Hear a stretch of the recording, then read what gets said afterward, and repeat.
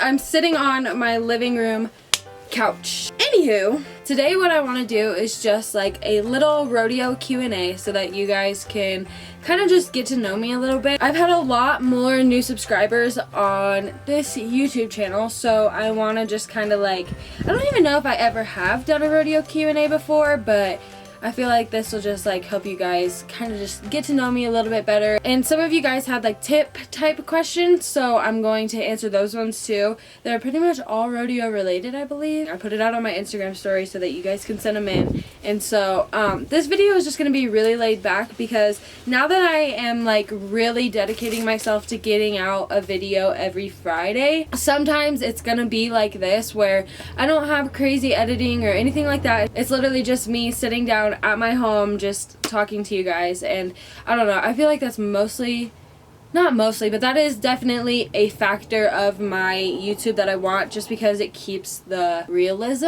and it's just more personal, you know. But without further ado, I'm just gonna jump right into the questions. I didn't write down the names, so if you guys ask one of these questions, just comment down below and let me know. Then I will definitely give you guys a shout out like on my Instagram and stuff. So the first question is, will you ever do goat tying clinics like you did before? Definitely. I feel like honestly that is my life goal, is to be that type of person where, you know, I have a bunch of experience behind me and I have a bunch of things to teach to the world, and that is like solely what my career is I just travel the country and I travel the world even, and just do clinics and stuff like that. With the goat tying clinics, it kind of just stopped for a little while after I moved to Texas because your girl was so busy trying to keep up with college and then my own rodeo career. And then now that I've gotten back, I've just gotten away from goat tying. It's just not something that I do much anymore, and it's kind of sad to me because it's not because I ever lost a drive for it. It's literally solely because after college there is no opportunity in the goat tying, especially around where I live. Good luck trying to find a jackpot or anything like that unless I'm from freaking Texas or something like that. It's just not a common thing, and it's definitely not something that I just see really being able to make a career out of right now. And so that's why I really started focusing a lot on barrel racing and on moonshine, because that is something that obviously I can bring farther, and then that's also why I really want to do Breakaway, because that is something that I can do farther down the road as well. But my clinics personally that I want to do, I want it to be an all-around clinic, and I want it to be more of an all-around experience where it's just way more than just me in the arena coaching you. Like, I want to do more things like classes on how to get sponsors and how to apply for rodeo colleges and all of that kind of stuff. I just want it to be more about an experience. Before, my clinics were just so short where I would just get there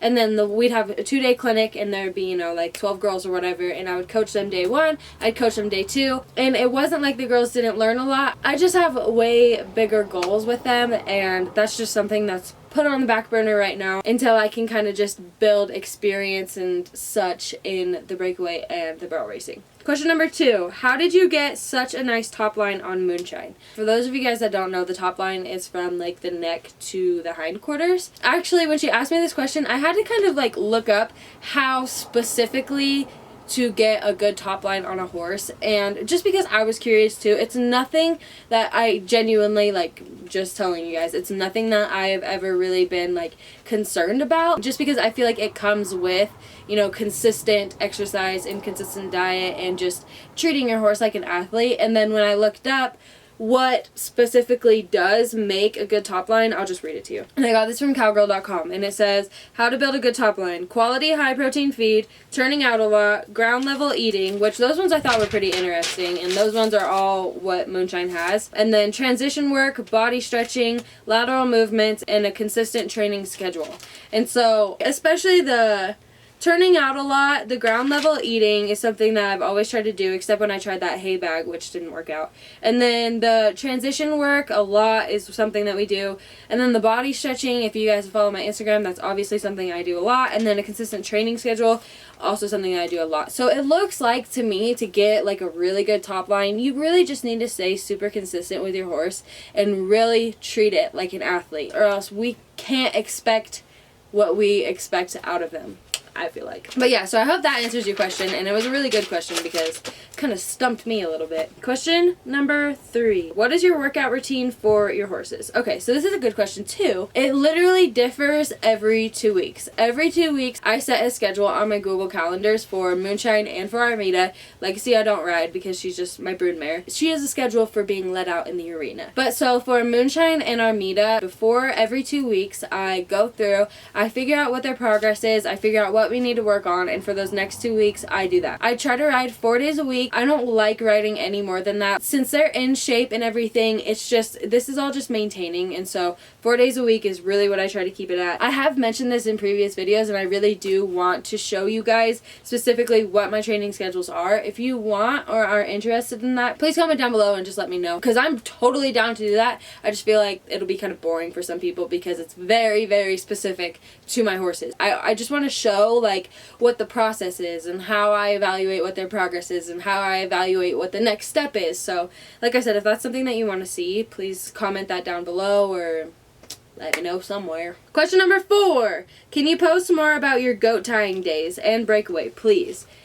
Yes. This is like kind of a question that I got a lot with the goat tying thing. I just don't want anybody to think it's something that I've really gone away from. I mean, at this point, it's never something that I really see myself being like, I don't see myself going back to college rodeo just to tie goats or anything like that at this point, but I do see myself being someone who is like an advocate for creating more opportunities in it, and that's something that I've always wanted to do even when I did clinics before, like starting a goat tying association or something like that. I really want to get into and dive into that kind of stuff, but like I said, that was kind of put on the back burner when I started just solely focusing on Moonshine. As far as showing more of it, I have a website that is launching very soon, and it's specifically only for, well, I say only, but it's like everything Western lifestyle. So that includes all the tips that I have for barrel racing, all the tips that I have for breakaway, all the tips that I have for goat tying, even pole bending and stuff like that. And it really just stems down to what I am doing to get better so that you guys can see somebody who has genuinely started from the beginning and then makes it to the American. You know, that's my goal. So if you guys see me from the beginning of breakaway to where I didn't even have a horse that was finished in the breakaway, and I show you guys exactly how I got from 0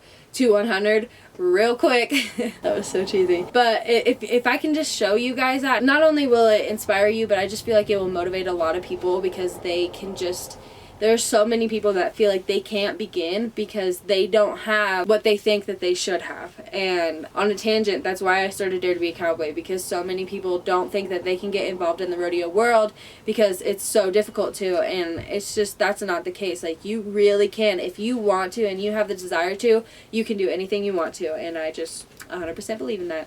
I don't even think I answered the question. Can I post more about goat tying and breakaway days? Yes, I will be doing that a lot more. To sum it up. Question number 5. For breakaway, do I use a rope with the detaching breakaway Hondu, or a regular rope is extra, extra small better? Okay, so that was a 3-part question. So the first part, for breakaway, do I use a rope with a detaching breakaway Hondu? So when you're actually in breakaway and you're actually at a rodeo, no, you don't. You use a regular breakaway rope. Don't use the one with a detachable Hondu, because that is specifically for when you're out practicing at your home or at your coach's place or whatever, on calves or on a sled. That way you don't have to get up and down off of your horse to get the rope off of them. And then the other part of the question, and then is extra, extra small better? It is literally all about personal preference. When I first started breakaway, I thought that lighter would be better just because it was way easier for me to swing, obviously, and it didn't take me like that much work to really get my tip down and everything. But I have turned out to way prefer heavier ropes more than anything, just because it actually does help me get my tip down more. So I don't know, it really is all about personal preference. I personally like Rocky Mountain ropes. I don't even rope with one right now, but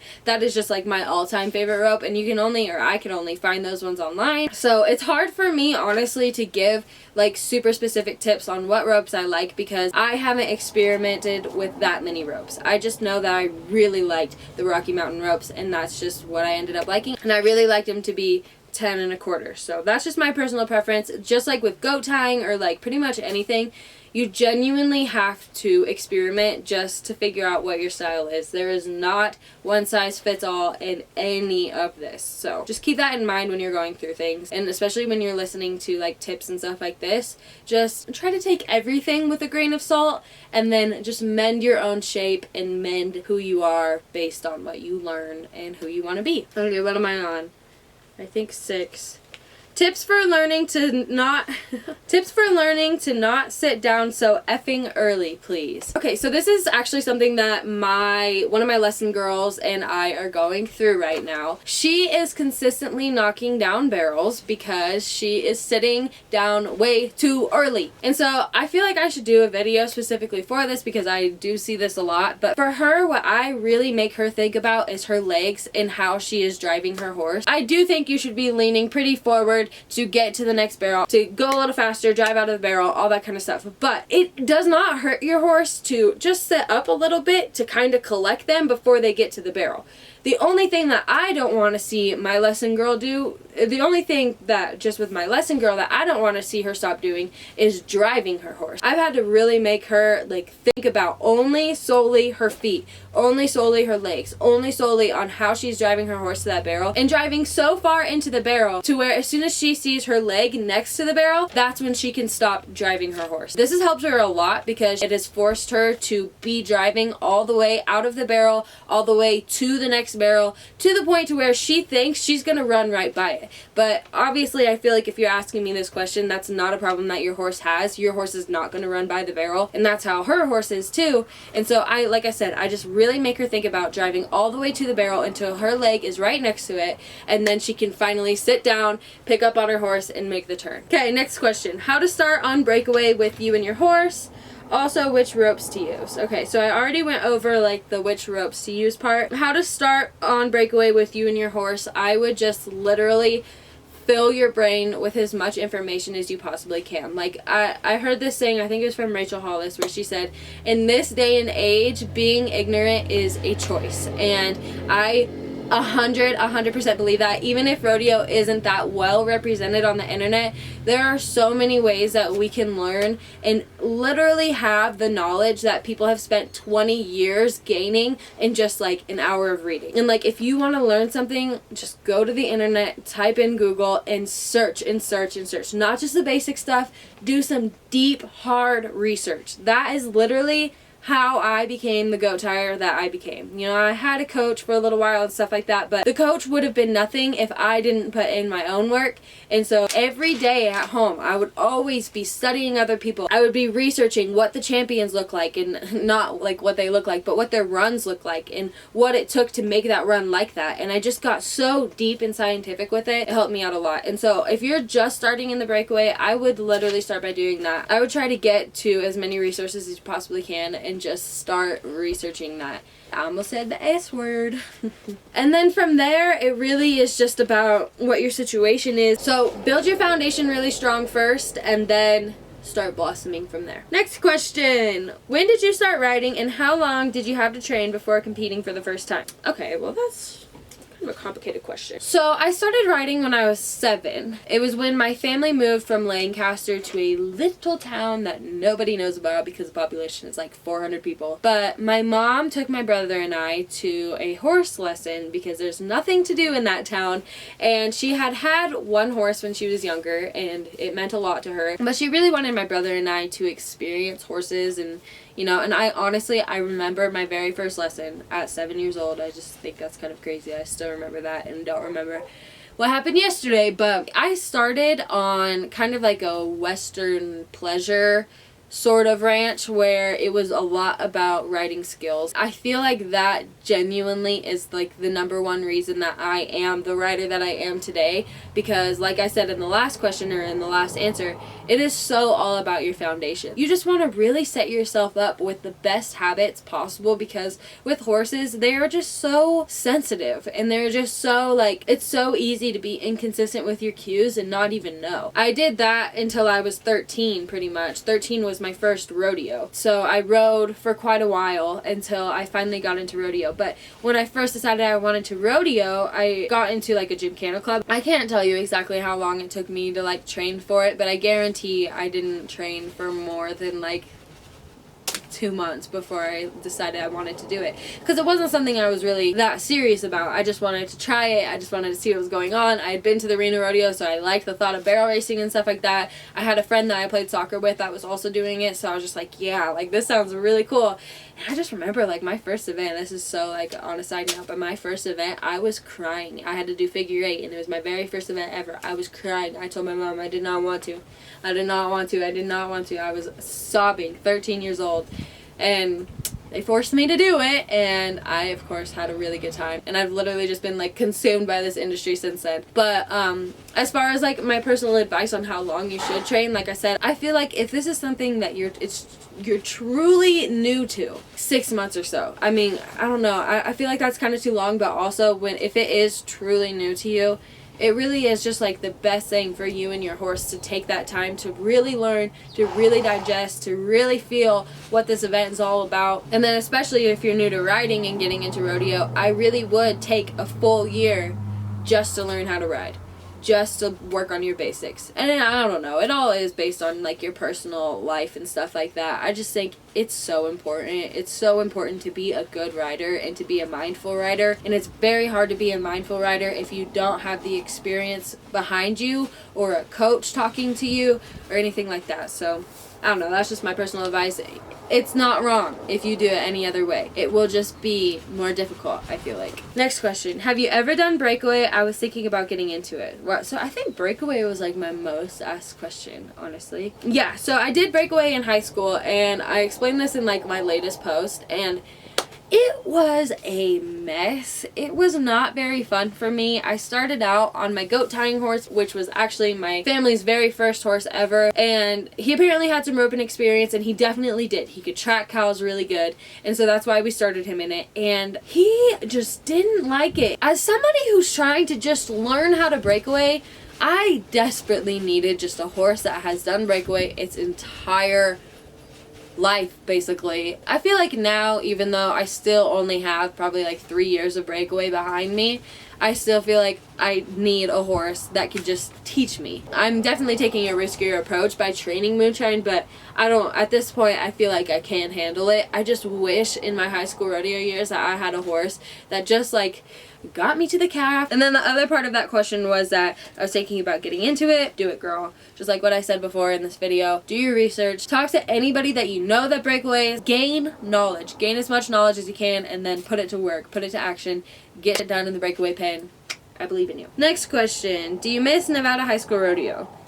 So much so. I miss my high school rodeo days way more than I miss my high school days, and I genuinely miss my high school rodeo days a lot. And it's hard because I'm in like a transition stage of my life where, okay, I did that and I got that part of my life done and that was successful, and now I'm moving on to now being an adult, and so I'm kind of like back at the bottom again. But honestly, anybody in high school rodeo or anything like that, just hold on to the moments like as tight as you can. I swear to God, I have no idea where time went. It went by so fast. I swear I feel like Nationals was yesterday, and it was like 3 years ago at this point. So to answer your question, yes, I totally miss it. I miss the people.